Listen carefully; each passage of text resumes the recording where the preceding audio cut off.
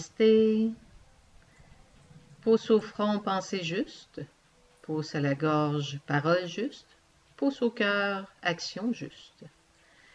Et j'ai déposé les mains sur les genoux et les yeux fermés. J'ai commencé à respirer de façon douce et égale par le nez seulement. Inspire et expire. Pour installer mon corps dans le moment présent et me connecter avec mon ressenti.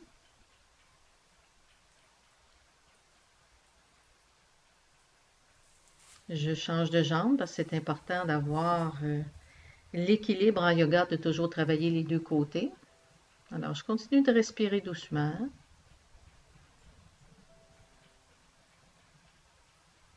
Tout se place, tout se calme.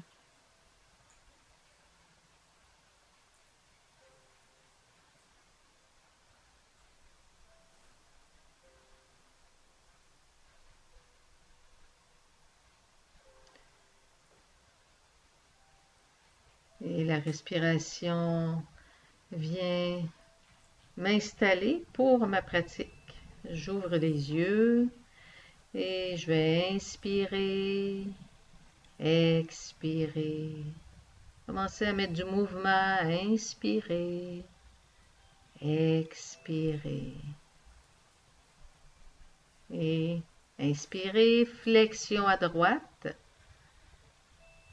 et flexion à gauche. Commencez à faire bouger la colonne vertébrale.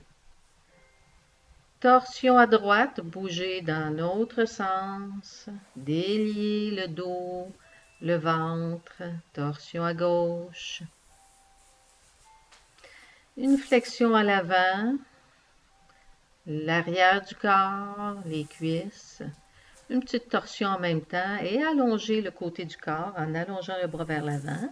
Ça permet d'allonger tout le côté du corps.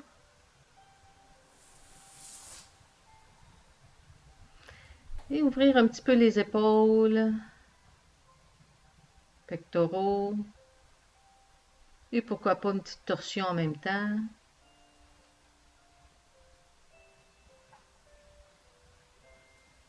Doucement, je défais les mains.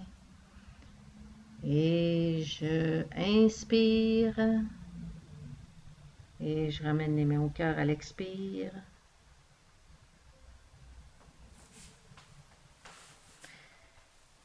Et je viens m'installer à quatre pattes et je mets mes pieds flex. Je rentre les orteils à l'intérieur. Et ici, je viens écarter mes orteils et venir assouplir un petit peu le dessous des pieds, les orteils, les chevilles. Et je dépose un genou au sol, l'autre genou, mettre un petit peu de mouvement pour réveiller les pieds. Pour ensuite venir m'asseoir complètement sur mes talons et avoir ici une flexibilité un petit peu plus intense au niveau des pieds, des orteils. Continuez à respirer doucement.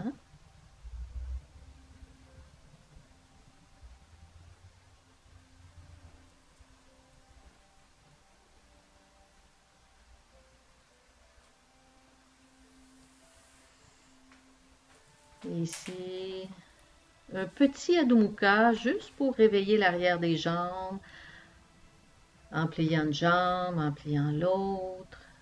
Réveiller l'arrière du corps. M'installer en planche ici. Et travailler un petit peu en gardant mes hanches une à côté de l'autre. Lever une jambe à l'arrière, lever l'autre jambe.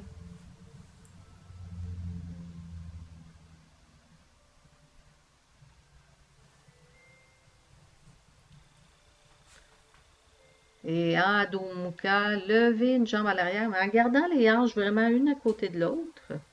L'amplitude est moins grande à l'arrière et c'est normal.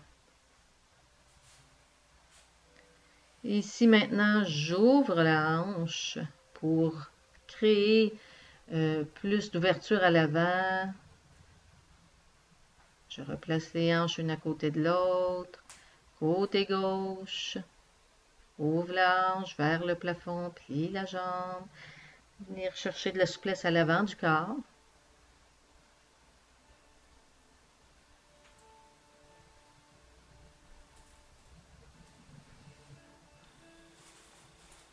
Et venir m'installer dans la posture Vasisthasana, qui demande la force au niveau du bras qui est au sol et au niveau des abdominaux, au niveau du tronc, pour tenir dans la posture.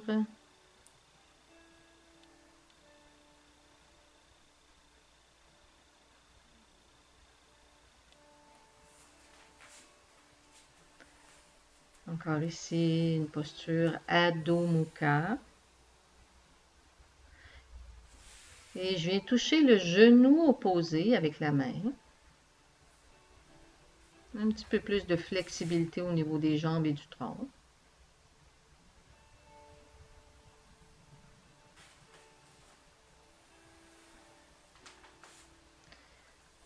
Et un petit repos dans la posture Balasana.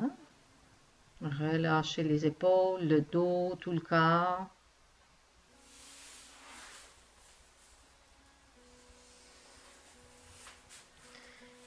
Pied droit devant, un low lunge ou un croissant de lune.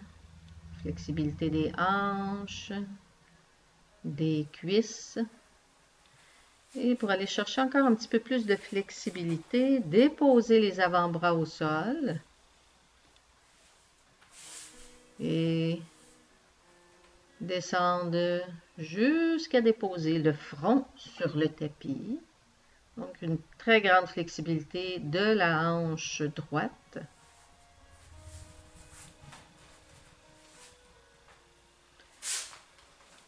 Et retour à la posture Adho Mukha. Côté gauche, l'équilibre en yoga. Un low lunge ou croissant de lune.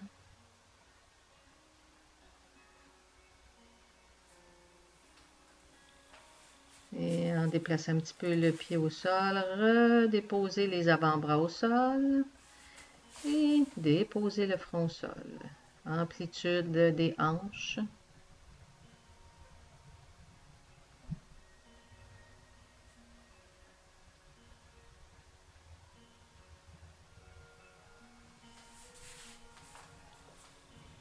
Et retour à la posture Adho Mukha. Travailler un petit peu ici les épaules. Ça faisait du bien d'étirer un petit peu le dos. 6 heures le matin. Ramenez les pieds à l'avant. Ici, installer un petit peu de mouvement avec la respiration. On expire, flexion. Inspire, redresse. Expire, flexion. Et Utkatasana. Utkatasana en torsion à droite. Les torsions, toujours bon pour le système digestif, les intestins, les organes internes. Utkatasana à gauche. Et en éloignant les épaules des oreilles, en poussant avec le bras droit sur le genou pour venir créer une torsion un peu plus grande. Et ramener les mains devant le cœur.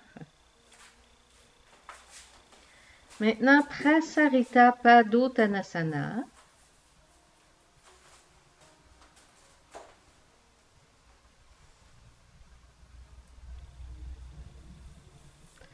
Venir placer les mains au sol à la largeur des épaules.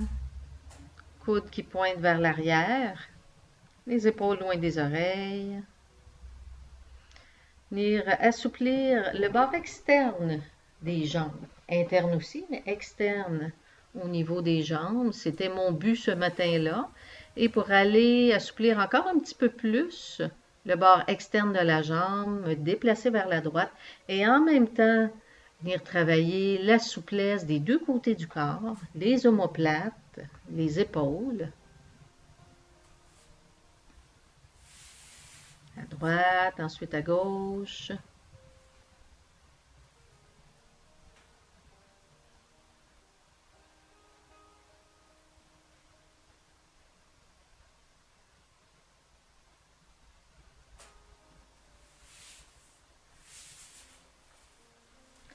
Revenir au centre et descendre en gardant le talon de la jambe pliée au sol, l'autre jambe active, pied flex.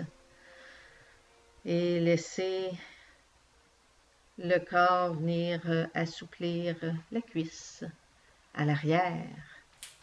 Changement de côté. Je prends le temps de placer le pied de la jambe qui est pliée pour que le pied soit en ligne avec le genou, pour éviter des torsions et des blessures.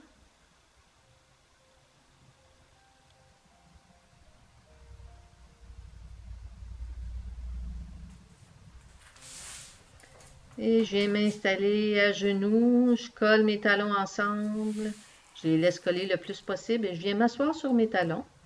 Commencez ici à assouplir cheville, l'avant des jambes et les cuisses, les genoux aussi, pour ce qui s'en vient par la suite, qui est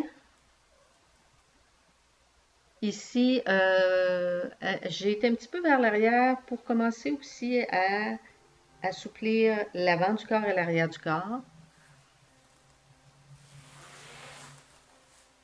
Pour m'installer dans la posture Virasana, les deux genoux collés ensemble et je viens m'asseoir au sol entre mes pieds. Donc les pieds sont collés sur mon corps, il n'y a pas d'espace. Je protège quand même mes genoux. Donc ce que j'ai fait avant, c'était juste commencer à réchauffer un petit peu, cuisses et genoux, pour me diriger vers l'arrière. Supta Virasana, je rentre les fesses en dessous, il y a une bascule arrière du bassin pour essayer d'effacer le creux lombaire et de pouvoir allonger l'avant du corps, les abdos rentrés.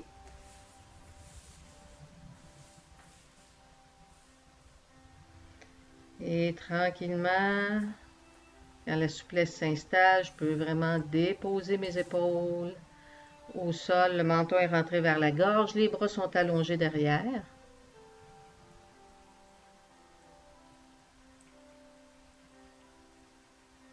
Une belle ouverture de l'avant du corps.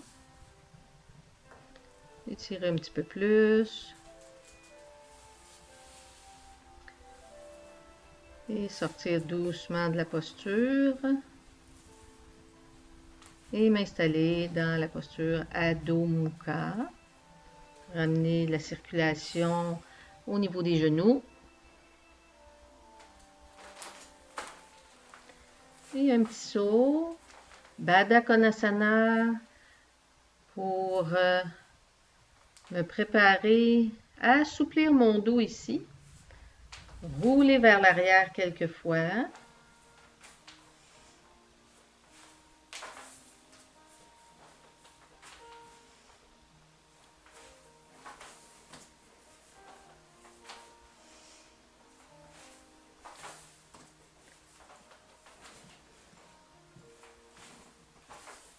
Pour m'installer dans la posture Alasana, la charrue. Donc, comme je disais, 6 heures du matin, les orteils ne touchent pas vraiment au sol parce que il est tôt un petit peu. Mon corps est un petit peu raide à cette heure-là. C'est toujours cette posture-là que je ressens le plus de tension le matin. Et en douceur, revenir.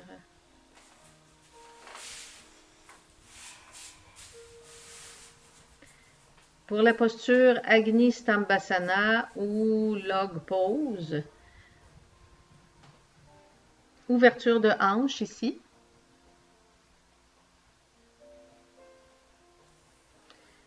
Et j'ajoute une torsion qui vient travailler encore un petit peu plus les hanches.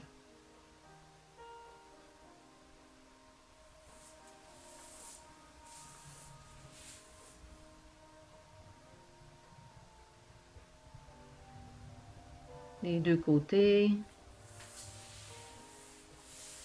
Et je change de jambe. Il y a toujours un côté qui est un petit peu plus tendu que l'autre.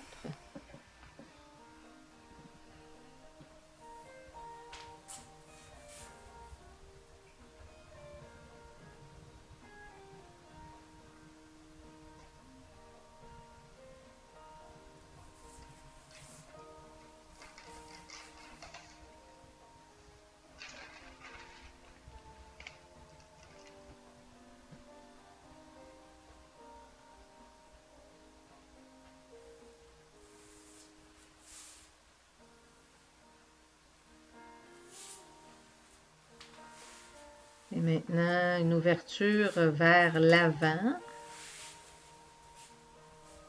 Ouvrir l'avant du corps. La posture Setu Bandhasana. Entrez les épaules sous le corps, rapprochez les mains des pieds. Levez le bassin vers le plafond, rapprochez le sternum du menton. Les deux genoux collés ou à peu près à la largeur des pieds, les pieds à la largeur des hanches. Et pourquoi pas, lever une jambe vers le plafond et la jambe gauche.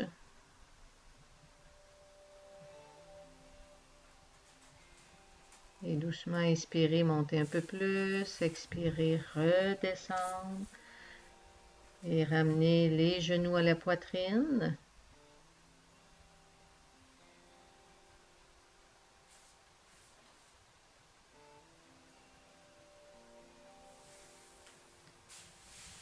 Et maintenant, m'installer dans la dernière posture, le Shavasana. Prendre une grande inspiration, soupir. Deuxième fois, inspire, soupir.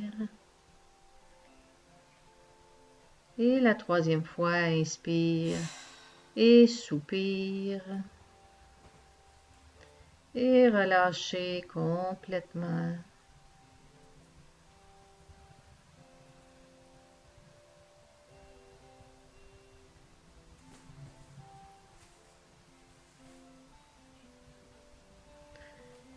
Et c'est dans la posture Shavasana que je laisse chacune des parties de mon corps intégrer les bienfaits de ma pratique.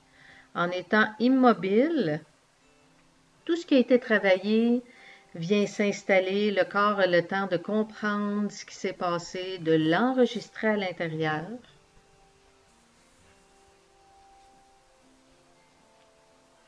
Et ça me permet aussi de revenir à moi et de ne pas partir tout de suite après la pratique et me lever et aller faire autre chose. Vraiment reprendre le temps de me recentrer, d'être dans le moment présent.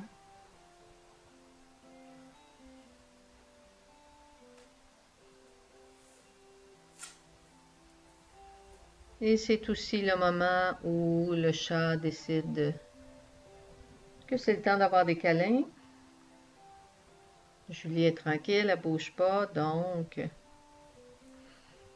c'est le meilleur moment.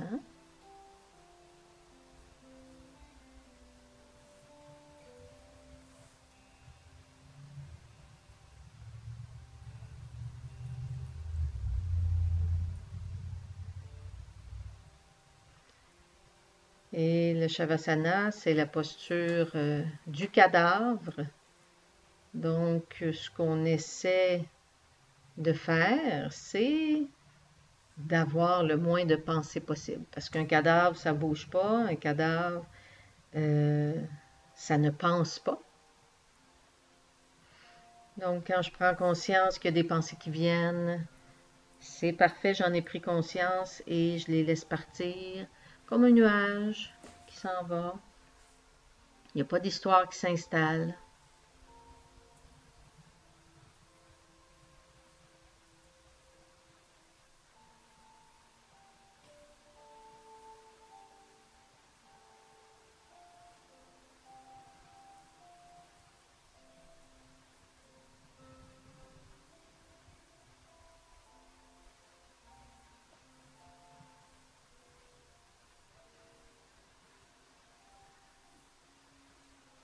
La respiration est calme.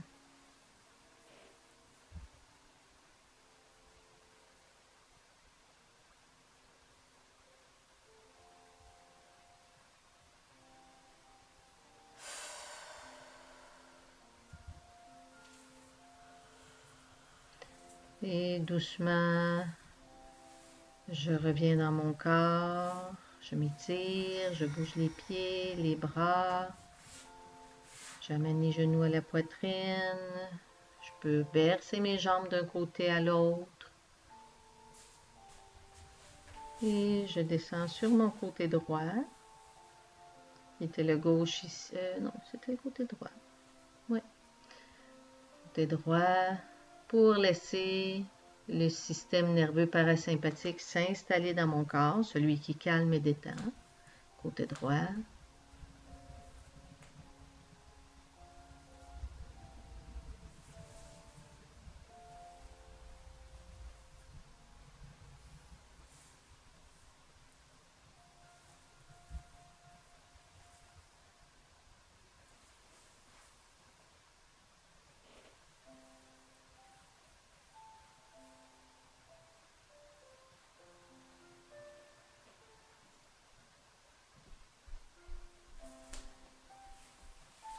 Et doucement rouler pour me redresser, venir m'asseoir.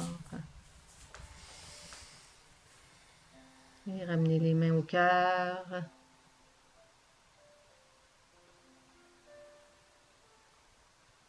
Pensée juste. Parole juste. Action juste.